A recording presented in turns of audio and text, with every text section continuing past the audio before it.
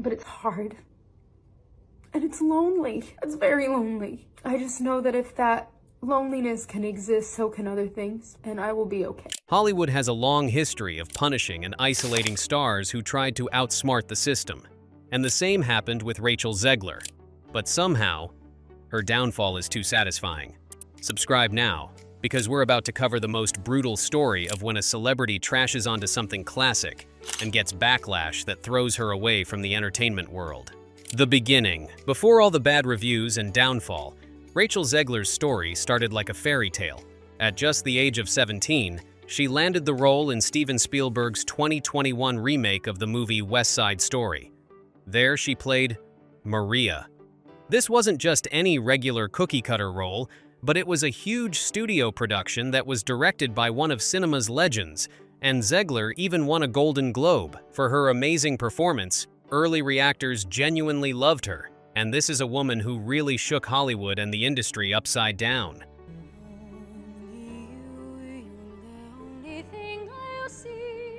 The comment sections from interviews during this period show that people were genuinely excited for this fresh-faced newcomer, and people were excited to see what she would do next.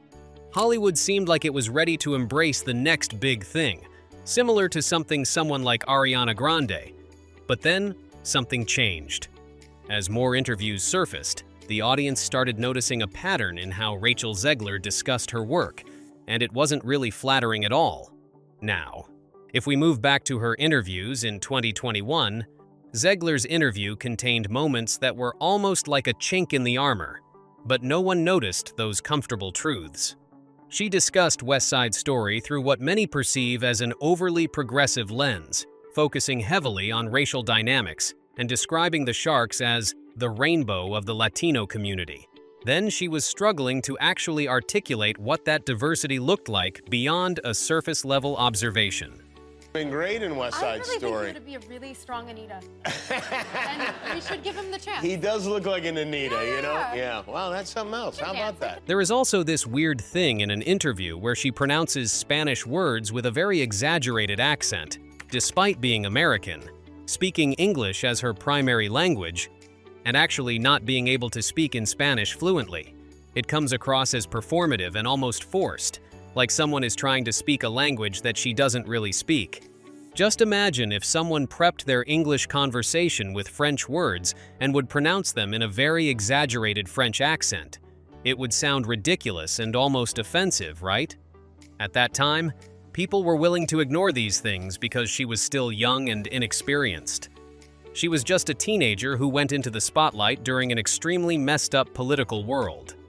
Surely she would learn and grow, right? Wrong. As time went on, it became much worse, and Rachel Zegler got into controversy after controversy. The originals controversy, the pattern that is disturbing to date, and the most consistent one of them all, is inserting the original works that her remakes are based on. It's always like my publicist Ashton was with me the last time it happened, and I was like, God, I hope no one. Let's talk about the 2022 interview, where she claimed that her version of Maria was multi-dimensional, and unlike the black and white portrayals in the original film and stage production, she essentially dismissed decades of a beloved performance by suggesting that they were outdated and lacked the level of depth that she brought to the table. This pattern went through and escalated to the point where it was irreversible in Snow White, which became her most infamous interview moment. Rachel Zegler called the popular prince in the original animated film a stalker, and explained that her version wouldn't focus on the love story at all. Instead, it would be a show about Snow White's journey to becoming a leader, or a girl boss narrative that nobody even wanted at that point. She also admitted that she found the 1937 animated classic film scary and only watched it once, which begs the question, why even accept the role of a remake that you don't even like or enjoy? It's like accepting a job and then hating every single day and publicly trash-talking about the company on your first day. Fans of the classic movie were not only disappointed, but they were furious. They aren't just movies to people. They are childhood memories, and Snow White had a large audience to cover. Other disasters. After West Side Story, Rachel Zegler appeared in the 2023 Shazam! Fury of the Gods film. It flopped immediately, and most people didn't even know that it existed or that she was in it. Here's what happened during the promotional interviews. When asked about what attracted her to the DC universe, Zegler responded that she needed a job. Some people found this refreshingly honest and relatable, while others thought that it sounded completely entitled. It is also worth noting that the tone matters in these situations, and Rachel Zegler was definitely sounding a little ungrateful. The delivery landed in a way that definitely looked like she was completely out of it. Then she appeared on the Jimmy Kimmel Show in 2023, and it should be studied in PR class as an example of how not to conduct yourself during promotion. While discussing her upcoming role in Snow White, she told a story about a fan who sang to her from West Side Story as she was leaving a Chili's bathroom. Instead of finding it sweet or awkward, Zegler claimed that it ruined her entire night and made her leave the restaurant immediately. She told the story on national television as if it were funny, but apparently not, considering that the fan in question might see this interview and feel absolutely awful about what he did. We know that celebrities deserve privacy and boundaries, but maybe don't go on TV and bash your own fans for being excited to see you, because that is what you should expect in the first place. Especially when these fans are the reason that you have a huge customer base, a huge fan base, and a career in the first place. Then she went on to complain about being asked to take photos at the Snow White ride at Disneyland, admitting that she had to pretend to enjoy it. She literally says that it is all an act, and that she is all high and mighty, but always has to go one level down in order to serve people, like she's doing us a service. The lack of self-awareness here is huge. You want it to be Snow White, which is one of the most recognizable Disney princesses of all time, yet you do a half job and get annoyed that people want to meet you. Suddenly, it doesn't really make any sense. Snow White unbearable explosion. And how can we forget the one controversy that really ended her career? The Snow White press tour became a legendary fall-off for Rachel Zegler for all the wrong reasons. Beyond the stalker prince comments, Zegler gave multiple interviews in which she made it clear that she didn't respect the original film, the source material, and was determined to fix it in the most modern-day type of sense. She even gave importance to this fact repeatedly, that her Snow White wouldn't be dreaming about a true lover, but about becoming a leader, and that she can be. She even joked about cutting her co-stars, the guy playing the love interest. It was real. It was a real classy way to treat your castmate during promotions. By that.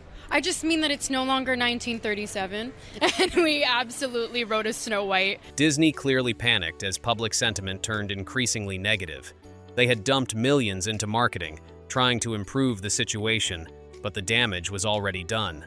They started controlling Zegler's appearances completely, limiting who could ask questions and even restricting access, and essentially sidelining her from the film promotion in general. The main igniter that made matters worse, but what's coming next will shock you even more. So subscribe to the channel now, because this is where Rachel Zegler dug up a hole that her career never came back from. Political minefield. If there is one thing you can do to destroy your career, it's to talk about politics, and not just any politics, but in a harsh way, to the point where it consumes your whole good image. Zegler was never shy about her political opinions, which is her right as a citizen.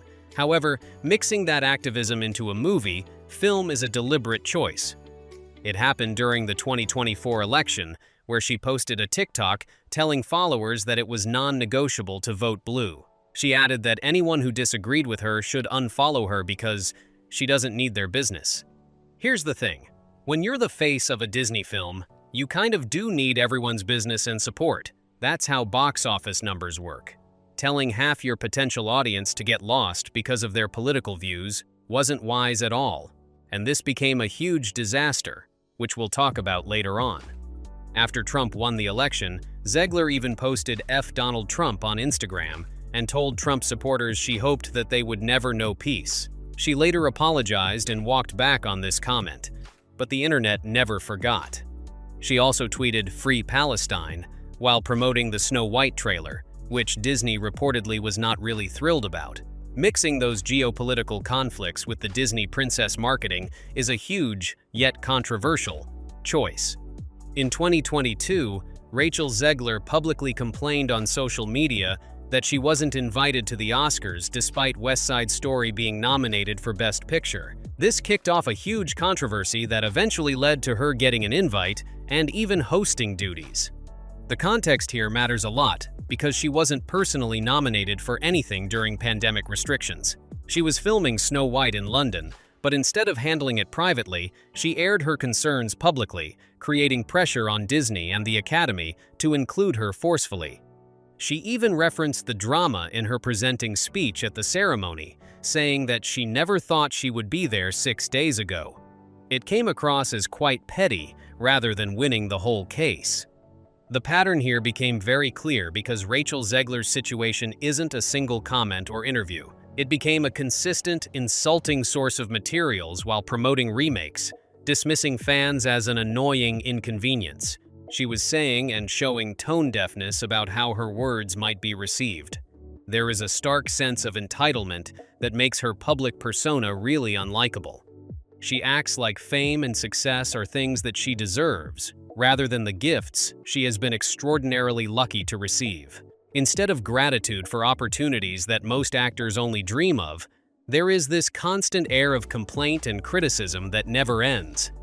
More controversy. After the Snow White disaster, Rachel Zegler returned to the theater, but she went into a new production of Evita. But even this didn't go smoothly.